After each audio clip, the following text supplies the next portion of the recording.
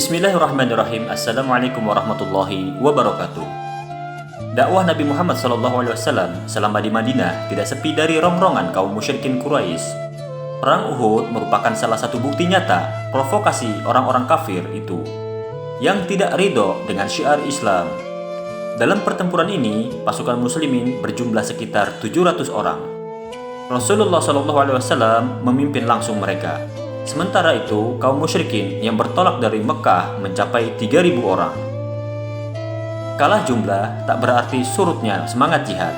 Bahkan, tekad para sahabat Nabi Muhammad SAW semakin kuat untuk melawan musuh-musuh Allah. Mati syahid menjadi sebuah kerinduan. Melindungi Rasulullah SAW menjadi sebuah dorongan hati yang kuat. Salah seorang yang berangkat ke medan pertempuran dari Madinah ialah Qotsman. Ia ikut dalam kubu muslimin. Pada saat perang Uhud, umat Nabi Muhammad SAW sempat berada di pucuk kemenangan. Tetapi pasukan yang ditugaskan untuk berjaga-jaga di atas bukit melalaikan tugasnya. Alhasil, kelompok musyrikin yang dipimpin oleh Khalid bin Walid, waktu itu belum menjadi muslim, berhasil menyerang balik tentara muslim.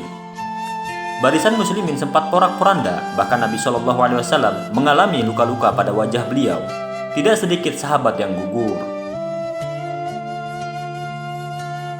Ketika perang benar-benar usai, kaum muslimin menderita kekalahan, sementara kaum musyrikin kembali ke Mekah dengan rasa puas karena dendam sejak perang Badar telah terlampiaskan.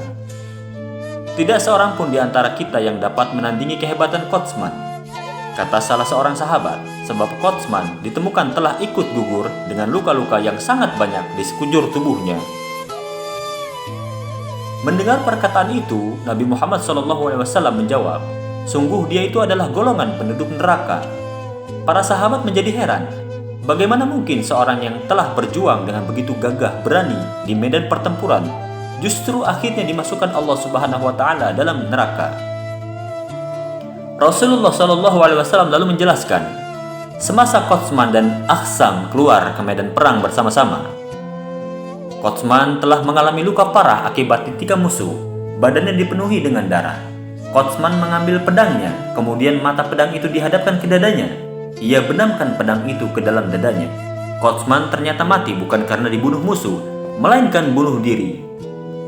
Menurut Nabi SAW, warga Madinah itu bunuh diri ketika tidak tahan menanggung kesakitan akibat dari luka yang dialaminya. Nabi SAW juga mengungkapkan, sebenarnya sejak awal niat yang muncul dalam hati Qotsman sudah keliru. Sebab, lanjut beliau SAW, Qotsman sebelum berangkat telah berkata, "Demi Allah aku berperang bukan karena agama, tetapi hanya sekedar menjaga kehormatan Madinah agar tidak dihancurkan oleh kaum Quraisy. Aku berperang hanyalah untuk membela kehormatan kaumku." Maka dari itu Rasulullah SAW menjawab, mengingatkan para sahabatnya agar berhati-hati dalam memberikan penilaian. Belum tentu perbuatan yang tampak di mata orang-orang seperti amalan mulia benar-benar tulus.